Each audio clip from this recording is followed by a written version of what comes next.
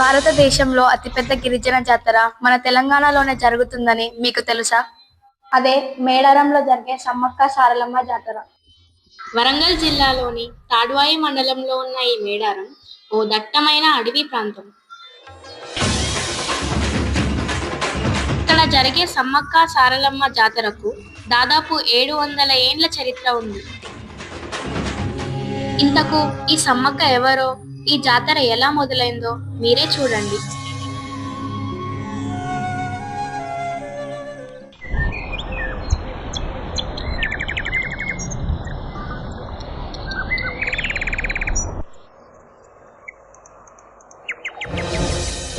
పదమూడవ శతాబ్దంలో మేడారం చుట్టుపక్కల ప్రాంతమంతా ఓరుగల్లు రాజులైన కాకతీయుల పాలనలోనే ఉండేది.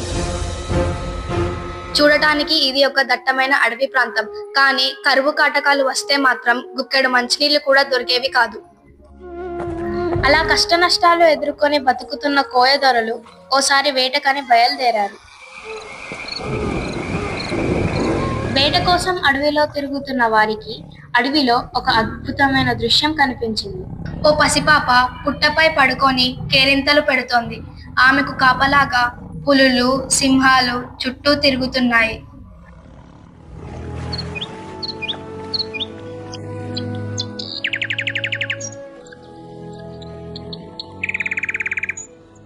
ఆ దృశ్యాన్ని చూసిన కోయదొరలు తమ పాలిట వచ్చిన దేవతగా భావించి సమ్మక్క అని పేరు పెట్టి గారాబంగా పెంచసాగారు.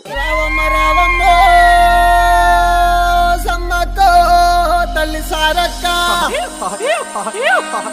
గొలిసేటి అలాయే కొండలు దిగిరారమ్మో, మీరు గజ్జలు ఎక్కేటి అలా ఎదురుడావు పిల్లలు కోటక్క భక్తుల పూజలు అందుకోరే.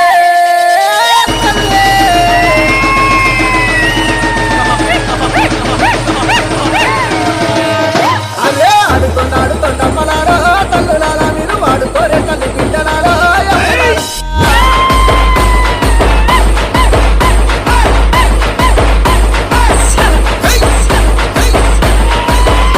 అదే రెండేళ్ళకోసారి జాతరదో వేడుకదా సిగ వెక్కిన సిసత్తులాడలాదో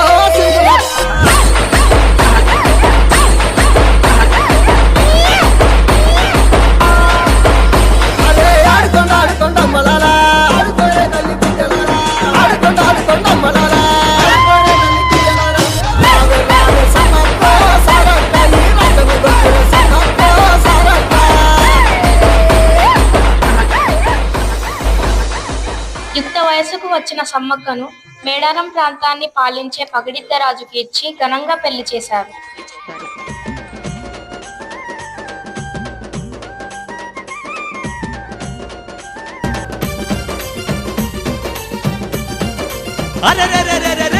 పెళ్లి పెళ్ళోయమ్మ మా సమ్మక్క తల్లి పెళ్ళంట, పెళ్లి పెళ్ళోయమ్మ మా సమ్మక్క తల్లి పెళ్ళంట. పగిడిద్ద రాజుగారితో పరిణయ వేడుక కనరంట, పగిడిద్ద రాజుగారితో పరిణయ వేడుక కనరంట. కొండ దేవరా సాక్షిగా కోయగూడాన సంబరాలట. పెళ్లి పెళ్ళోయమ్మ మా సమ్మక్క తల్లి పెళ్ళంట, పగిడిద్ద రాజుగారితో పరిణయ వేడుక కనరంట. కొంతకాలానికి వారికి జంపన్న, సారక్క, నాగులమ్మ అనే 3 పిల్లలు పుట్టారు. అంతా సవ్యంగా సాగుతున్న క్రమంలో కరువు మళ్లీ పగబట్టింది.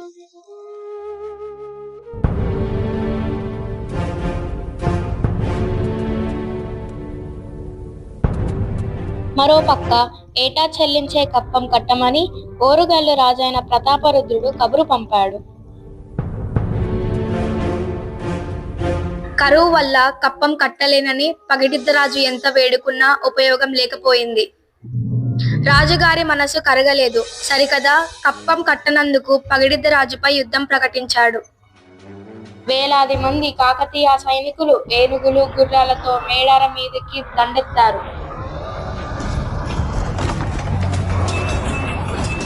సంపంగి వాగు దగ్గర భీకరమైన యుద్ధం ప్రారంభమైంది. ప్రతాపరుద్రుని సైన్యంతో పోలిస్తే మేడారంలోని ప్రజల సంఖ్య చాలా తక్కువ.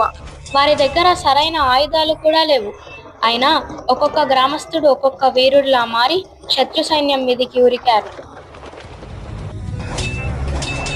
నిమిషానికి పగిడిద్దరాజును ఎదుర్కోవటం శత్రువులకు కష్టమైపోయింది. దాంతో ఒక్కసారిగా అతన్ని చుట్టుముట్టి చంపారు. భర్త చనిపోయిన వార్త విన్న సమ్మక్క తన పిల్లలతో అల్లుడు గోవిందరాజుతో కలిసి యుద్ధరంగంలోకి దూకింది. సమ్మక్క దెబ్బకు యుద్ధరంగమే మారిపోయింది. సమ్మక్క వేసే ఒక్కొక్క కత్తి వేటికి 10 మంది శత్రువులు నేల కొరిగసాగారు. రాను రాను యుద్ధంలో సమ్మక్కదే పైచేయి కాసాగింది. సమ్మక్క సారక్కలు ఉన్నంతసేపు యుద్ధంలో తాము గెలవలేమని అర్థమైపోయింది శత్రు సైన్యానికి. దాంతో వారిద్దరిని వెనుక నుండి పొడిచారు. చాట నుండి బాణాలు వేసి వారి శరీరాన్ని జల్లెడగా మార్చారు. ఒంట్లో దిగిన వందలాది బాణాలకు సారలమ్మ అక్కడికక్కడే కుప్పకూలింది.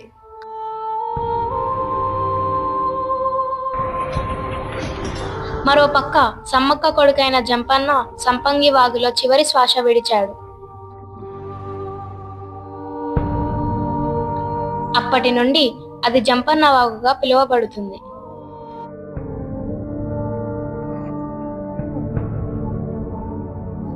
సమ్మక్క మాత్రం వంటి నిండా గాయాలతో నడుచుకుంటూ చిలకలగుట్ట అనే ప్రాంతానికి వెళ్ళింది.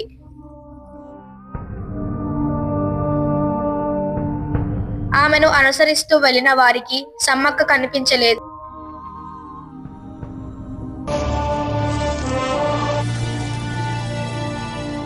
బదులుగా ఒక చెట్టు కింద కుంకుమ భరణి కనిపించింది. సమ్మక్కే ఆ కుంకుమ భరణిగా మారిపోయిందని భక్తుల నమ్మకం. ఇదంతా జరిగి వందల ఏండ్లు గడిచినా సమ్మక్కే తన భక్తులను కాపాడుతుందని నమ్మకం.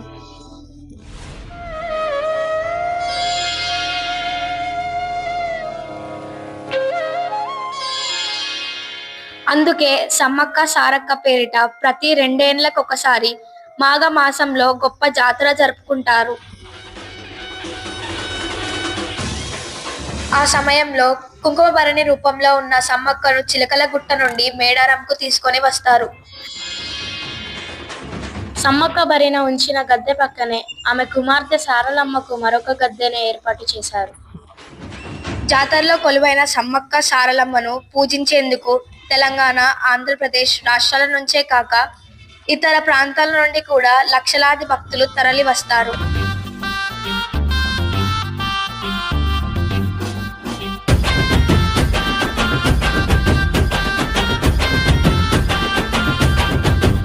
అరే మేడారం జాతర వచ్చే 2 ఏండ్లకు పండుగ తెచ్చే కోటి భక్తులు కోరంగ వచ్చే ఏటా వేడుక నిండుగా సాగే.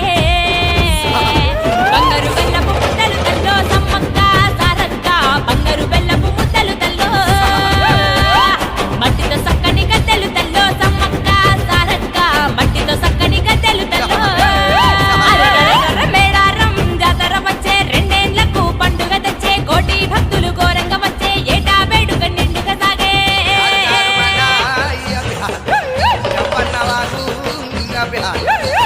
రాజుగట్టే